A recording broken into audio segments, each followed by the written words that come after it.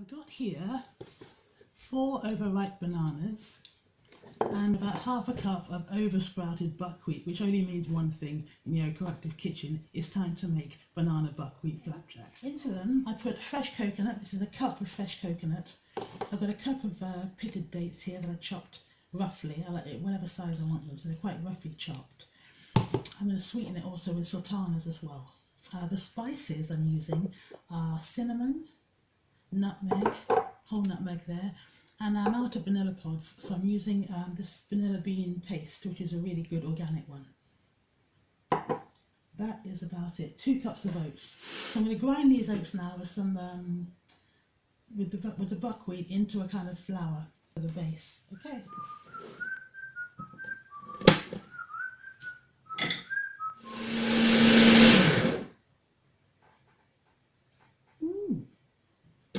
That's nice. It's quite rough, and I want to keep it that way. Flapjack base. So that's my base for the flapjack. Going in.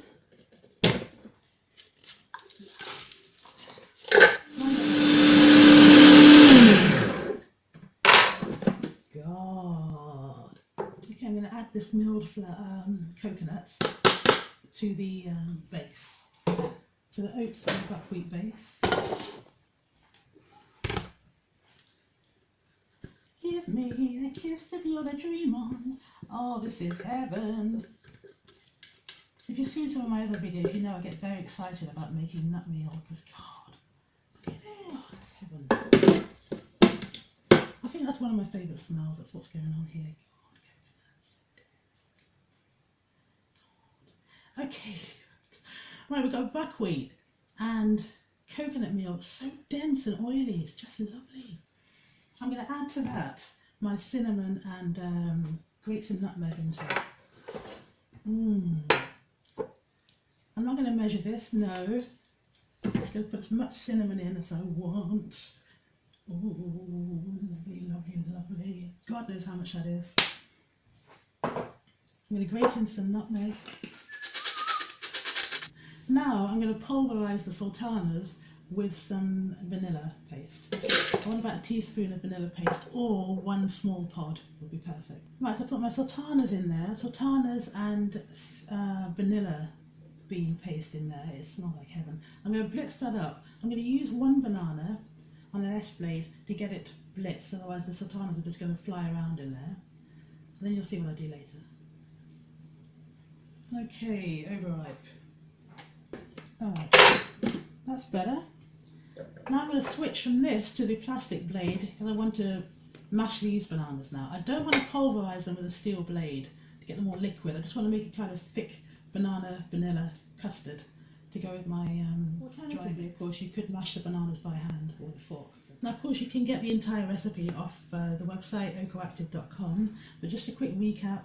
We've got 2 cups of oats, about half a cup of sprouted buckwheat, a cup of desiccated coconut, what else? Cinnamon, nutmeg, if that's the dry mix. I'm going to add to that the chopped dates. That's a cup of chopped dates. Oh, it's getting nice now.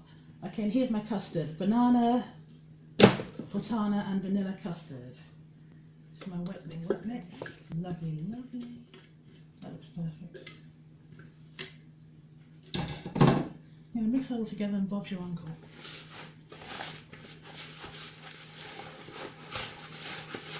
There's one more ingredient I forgot. Oh yeah. Linseed. Ground linseed. I don't put them into the end anyway, so it doesn't matter. This is just a perfect cookie dough. That's what it is. It's a cookie dough.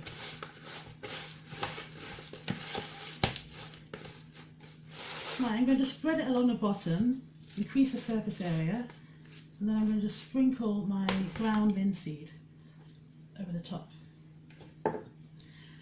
This is quite useful for binding mixtures like this, but this is well bound. This is a well bound cookie dough. It's so well bound, I don't understand for the life of me why top chefs use such toxic ingredients as salt, butter,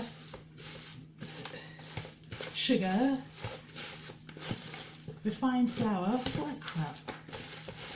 None of that went into here. And we've got here the perfect cookie dough. That's a cookie dough. That's what it is. I'm just going to make perfect cookies. Perfect, healthy, energizing, sustaining, keep you going for hours cookies, or bars, or bites, or anything I choose to make, any shape I choose to make this. Right, so that's ready. That's my cookie dough. I'm going to leave it for about 10 minutes, only because I added the linseed, which is quite gelatinous, so it's going to bind it a bit more. It's going to have some sort of a chemical reaction now. But then it'll just be ready to form into, bites, squares, bars, flat biscuits, you name it. That's a cookie dough. I've formed my bars, and this is how they look. Yummy, yummy, yum. I don't know if you can see that, but I did a couple of round ones as well, that way. A couple of round ones as well, just for a bit of a change. They're all the same thickness, all the same girth. So like I said, they want 12 hours in the dehydrator. 12 hours and they'll last a long time in a biscuit tin. 10 hours, you want to be eating them up. You know, they'll be a bit soft in the middle. If I don't see you in the morning, or 12 hours from now, this is kind of what they look like when they're done. Kind of like that. Can you see that? The light's really bad in here, I'm sorry about that. Yeah, either bars or biscuits or whatever. God. Almost smells like Christmas, because they're sort of preserved condensed fruit, and the spices, and just, God, they're lovely, yummy. So those are Ocoactive's banana, coconut and date flapjacks. Good stuff. Thanks for watching.